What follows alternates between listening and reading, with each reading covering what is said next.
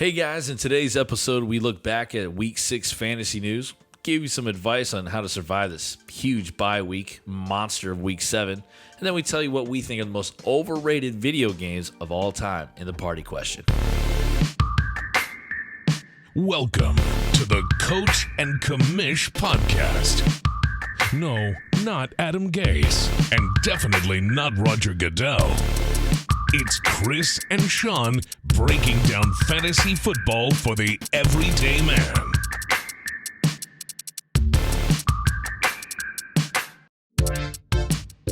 Welcome back. You are here with the Coach and Commish. All right, that's Sean on my right. I'm Chris. And today, let's jump into some Week 6 fantasy news. And man, it is hurting in the backfield, Sean. Yeah, some injuries. Injuries right before the Sunday kickoff, and then a couple more to sprinkle on going in here into Week 7. We got Christian McCaffrey, which we all know now, on the 3-week IR. For a second time. It looks like a re-injury. The whole backfield in Cleveland, Nick Chubb and Kareem Hunt. Today we're recording on Tuesday. Earlier today it was Nick Chubb ruled out for Thursday night. And then Kareem Hunt, has he been put on the IR? I don't think so. No, but no one's expecting him to play. They called him out as well. And then Antonio Gibson, we're expecting him to be out for a week or two. Yeah. He could play, but these are RB1s on a lot of teams. These are, besides Hunt, you're talking about first-round picks, man. Yeah, first-round picks. First to second-round picks. Maybe Gibson wasn't first, but yeah. Big players involved there. My advice is on a few of these, like a Chubb. We were talking before. I did a trade. I would trade for Chubb, especially with Hunt going down. Hunt, it's a little scary of an injury. I would maybe try to see if I could get value to trade him away or stick him in your IR and wait. Gibson, I'm less scared about. Another one that I would maybe try to target if you can get him. Yeah, then let's talk about these overtime games that help push a lot of teams over. Almost had another one, and I got to mention here. See, the Dolphins. I'm still sporting it strong despite the pain that's been caused. I mean, what do they say is insanity? It's the definition is doing the same thing over and over again, expecting a different outcome. That's a Dolphin fan. I'm the insane Dolphin fan. But we had Minnesota, Carolina. Should not have gone to overtime as a Vikings fan. But it helped Kirk Cousins' stats go in there, Dalvin Cook numbers to go higher. The Dallas-New England game that was a great game. Awesome. CeeDee Lamb benefited. Dak Prescott benefited more there. And then Seattle and Pittsburgh, that was kind of an ugly game. Yeah, it was. But there was a few numbers there with some receivers in Pittsburgh, and then also Alex Collins for getting hurt. Yeah, that sucks that he got hurt in that game. But that's the best thing for a fan when your team goes in overtime. It can be nerve-wracking, but for fantasy owners, it's like bonus points. Give me a couple more points. Give me 5 more. I could use it because it's an advantage. Other teams' rosters who are only playing 4 quarters, and you got 2 or even just 1 guy in your roster playing 5, getting extra points. That can be an advantage on a matchup and push you over the cliff for a victory. It's true. All right, so let's go to our party question of the week. Ian, would you like to go to a party in my pants? No, Brick. All right, let's go. All right, our party question of the week. We are looking, and I don't call myself a gamer, but I played enough growing up. You and I kind of grew up in that video game age from N64, the PlayStation, the original ones. But we're going to talk about what we think is the most overrated video game of all time. And I tell you, this might cause a little bit of debate here from our viewers. We didn't pick some, off-the-wall game that nobody's heard of. We picked 2 heavy hitters here We went mainstream. To shout out as a bad video game. And so I don't think this is a bad video game, but I think it's way too hyped. Overrated. Most people think it's their best, like it is the best video game. And I'm calling out Call of Duty. Ooh, COD. Uh-oh. Yeah, so I know the generation that's just after me is going to come after me, but before COD was huge, I think they may have been around the same time, but they were. There was Halo, and Halo to me was a better game. When it comes to multiplayer, playing with the buddies, I thought Halo was a fantastic game. That's the only reason I'm going to say it's overrated. There'll be a lot of people that'll fight and say that COD was better. The other reason is I think Halo had a better storyline. I enjoyed the campaign modes. I think were a lot more fun. Yeah, I think the only reason why there's so much hype behind Call of Duty is that Halo stopped at a point. Yeah. Right? In Call of Duty, they just find anything they can. They threw in zombies. They make the same game over and over again. World War X. And everyone keeps getting There's always another war. a Call of Duty game. So I think that's where the popularity might have jumped up because Call of Duty kept going. When Halo, yes, you're right. Halo was the game to play. Yep. I mean, as a PlayStation owner, that was one reason I wanted like an Xbox. I honestly just didn't to play it. I was upset that like the later Halos started to adapt like COD stuff, and I was like, no, this is Halo. Let's keep Halo as Halo, and I like it this way. Okay. All right. Well, mine, I wasn't allowed to play this game as a kid, but when I finally did around high school with a buddy that had the game, but Grand Theft Auto, stupid game. Really dumb. You're like, dude, I'm just gonna walk around this city and sell steal drugs, cars. steal cars, cause chaos. I'm like, what's the point to this game? And then there is some storylines to it, but what are we teaching our kids nowadays? Come on, America. I mean, I'm on a moral standpoint. I'm going to get on top of my soapbox here, but Grand Theft Auto, completely overrated. People love that game. I'm like, why? There's no point to it. I don't understand it. It's like Sims. That's another one I never understood. It's like, why am I going to go on and just go live life? Stop playing life on a screen. Thought about it as my choice, but no, that's a good one there. So those are our most overrated video games. And if you're fans of these things, please tell us why they're better or they're good. Like, we really don't see a point to it. We think they're overrated. Well, give us your answers down in the comments. We'd love to hear. All right, from our party question to our turntables. Well. How the turntables? All right, for our turn. It's not going away. Nope, not going away. I'm going to do turn all the time. All right, so this is our trade for away targets. We're really combining the segment here. Yeah, because I kind of want to differentiate. We were doing this and then a start sit segment, and they kind of seem like the same because you're talking about somebody who you're concerned about starting. But really, this is more of the long term. If it's somebody that's been really struggling and I want to highlight, go buy low on this guy, or somebody who's done well and you're scared for the future, you could trade him away. So I'll go ahead and kick us off here. And yes, this is going to sound gross. And people who have owned Miles Sanders, who is my pick, you probably don't agree with me. But I think he is a trade for guy. I think he is going to turn the tables as far as what has happened already. He's been bad. For fantasy, he has been bad. But in the NFL, watching him play football, he's been good. I've watched him when he gets the ball. He's been really effective. I think that Philly is an NFL franchise. Last I checked, they do have an NFL coach. Although my cousin, who's a Phillies fan, thinks he's terrible. They have to realize that they've got to do more than just pass the ball the whole game. They have a talented running back in Miles Sanders, and I think they'll start to use him more. So he's a guy that I think you can get really cheap. Guy in our league went and got him this week. I was envious of him. Yeah. Did a Melvin Gordon, Miles Sanders trade. So those are the kind of things you can get away with. You may be able to get away with even worse than that. People are done with Miles Sanders. They want to drop him. It's tough, that offense. I could agree with your cousin there. I mean, always keeping Hurts in the gun is hard to run Miles Sanders. Miles Sanders, I think, is better in more of that downhill running motion. He's a scat back mold, but you got to get him running down, not just side to side. And it's just so weird because it seems that Jalen Hurts is getting a lot more of those running opportunities. But, yes, I like Miles Sanders as in, they will wake up in Philly. Just look at his yards per carry. He was almost 5 yards per carry week 1. He was 4.5 yards per carry week 2. He was 13.5 yards per carry. That's because they gave him the ball twice. And he ran for 27 yards on those 2 carries. So that's kind of a skewed stat. Had a bad game against Kansas City, but then was back up at 4 and up at 6. So he's been over 4 yards a carry most of the season. I think he's a talented running back that should see a few more opportunities. Those are great stats for a running back. So get him. Maybe it'll turn around for him play calling wise. Now, for my turntable pick, we're going into, and we'll talk about these bye weeks coming up, or the bye week that we're in week 7.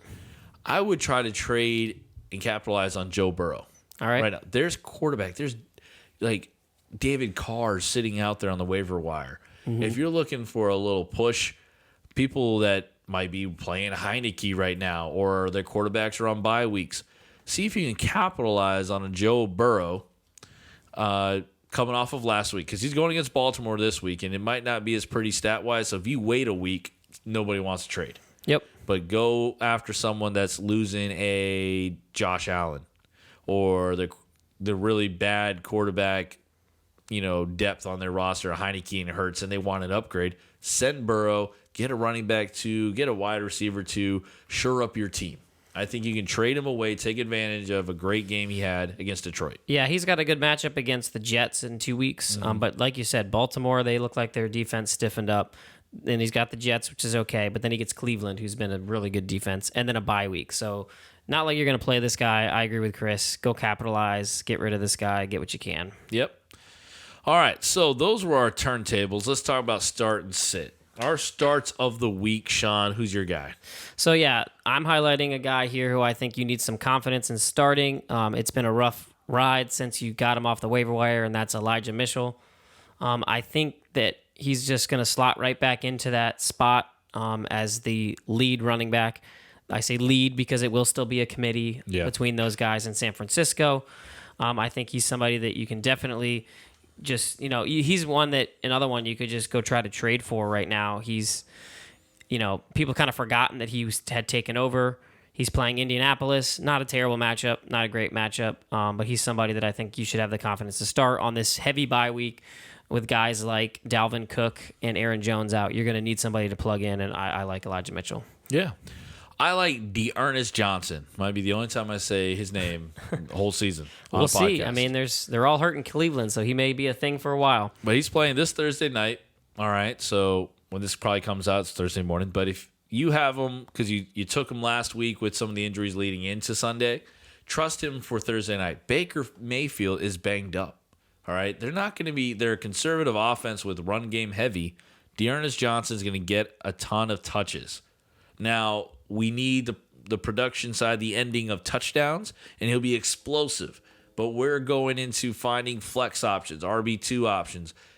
I don't care if you don't need him essentially to fill a Hunt or a Chubb position. Go find D'Ernest on your waiver wires and start this guy. I think he'll be a great double-digit score week 7 running back. All right, and then we're going to move on to the sits. And I have somebody. I'm just going off these receivers on my team. It looks like last week I told you to sit Allen Robinson, which is a good. Him. Yeah, he had probably his best week or something this week with like 9-10 points. Terrible. And then Tyler Lockett. Now I could have told you last week to sit him, and I would love to sit him in my matchup. If you listen to the local podcast, you'll hear that I have him, and I'm gonna have to play him. I just have no other option. So this isn't a all case scenario sit him. But if you've got, any other options, I would try to sit Tyler Lockett. Gino, as a smart guy and thinks, I need the bigger target to throw to, he's going to throw more to DK Metcalf. And really, Tyler Lockett is a routes timing guy. He's had that rapport developed with Russell Wilson.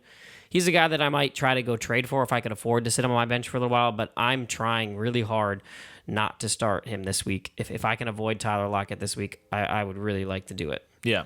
Some other guys, just to give you that I would play ahead of him. If you had like a T. Higgins, it's a little scary with that injury, but I'd plug him in over top of him. Robert Woods, he's had a hard time. I'm putting him right in my lineup. Yeah. Brandon Cooks, he's been rough. I think that he's a fantastic start over Tyler Lockett. So, yeah, these are the guys. Waddle had a great game. Smith, he's been struggling, but all these guys I would try to get in my lineup over Tyler Lockett. I like that. All right, this guy who I'm sitting, Josiah, listen to this since you asked me on Facebook, and I turned wrong picking Devontae Booker over Khalil Herbert. That was a bad pick.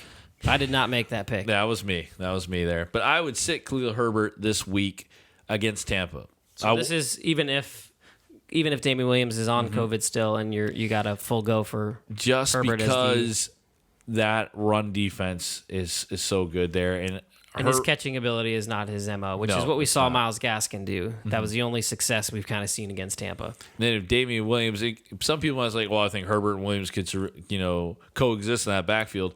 Well, not in Tampa, because it's going to be if Williams is ready to go, he's in the backfield 80% of the time because they need outlet passes for Justin Fields. Yep. So sit him there. I know he's almost 90, close to 100 yards, touchdown. Great game. Yeah, keep him on He your looks roster. good, but this week don't start him. Yeah, the rushing running backs against Tampa haven't worked much at all this season. So those are our start sits. Let's talk about this huge Week 7 bye-week monster that everyone's facing. What should we do? There's some trends that we saw in our local league that I want to highlight for some people. But what are some advice you would tell someone to survive this Week 7 bye apocalypse? So unfortunately, the biggest advice is plan ahead, and at this point, it's kind of late. You last week should have been on the waiver wires, kind of looking ahead, seeing who's on my bye that I need to pick up a flex option for. If you haven't done that yet, waivers run tonight. Make sure you get those waivers in. This is a very important week. Mm-hmm. Yes, I don't think the options are fantastic, but if there are options on your waiver wire, like a Dearness Johnson, you need to go get him because everybody's struggling with these. Pay up a little bit more. It's desperate out there. There's going to be a lot of people trying to get these flex option and running backs. So, yeah, be on the waiver wire. The other one is trades. Yes. We saw a lot of trades in our league already. This is Tuesday. And we've already seen, 4 or 5 trades this week because people are trying to get ready for this. They want to win. You can buy yourself some wins. That's the thing. We're in this middle of the season where people are either getting complacent and they're like, well, I'm at the top here. I could afford to lose a few. Or you've got some people down at the bottom who are struggling and they just think, well, the season's maybe coming to an end for me already. And that's how you can take advantage. Go approach those teams. Try to pick up some guys that have good matchups. If you can get them on the cheap, if you can win a week, that means a lot in fantasy. I mean, it may seem like it's just 1 week, but those huge wins add up, and you got to try to win every game you can. Yeah. So look at those trades. When you're looking at trades, don't be looking at somebody's starters. Look at their bench. Look at the guys that you know contribute. The guys who aren't hurting on a bye week. Right. Maybe next week is their bye apocalypse, and you're like, well, I'm going to take advantage of this. He's got all these guys sitting on his bench. Mm-hmm. And you can approach him with a player that's on bye. There's a lot of people that will buy the bye player. Yeah. I did this last week I had Deebo Samuel on bye, and I traded for Nick Chubb. I was able to get that done because he was on bye week, I think was part of the reason. I missed out on some production. Darrell Williams was part of that deal. But on the flip side of that, if you are doing really well as a team, I think you can't afford to lose a game. Maybe take advantage of these guys on bye. If somebody, is in such a tough spot that they have Dalvin Cook or they have Amari Cooper or CeeDee Lamb and they feel like they need to have a player to start this week. If you can take advantage and get a discount, just sit through the bye week and put somebody in off the waiver. Shore up your squad now through these bye weeks. And there's so many different, strategies, the immediate, the planner, all right, and then the risk taker. With going for trades and shooting for the moon or grabbing someone where people might have we a call head that the scratcher. Leroy's. That's a Leroy's move. He's a legend. If you don't know, look him up. He's on Wikipedia. All right, so that's our episode this week. Will someone in our league go make Leroy's on Wikipedia because it needs to be done? All right, Sean, anything else for our listeners before we sign off? I don't think so. Again, we're still trying to figure out this format we're doing. If you guys like what we're doing, if you're enjoying the start sit, kind of centering it around start, sit, and trade talk. If there's something we're not talking about that you'd like to hear, let us know. We're very open to your creative ideas. And yeah, that's what I got this week. All right, guys. Thank you for listening. Listen to the outro guy at the end. So you can follow us on all our social medias and look at our waiver wire episode that goes out on Tuesday nights. All right. Deuces. Deuces.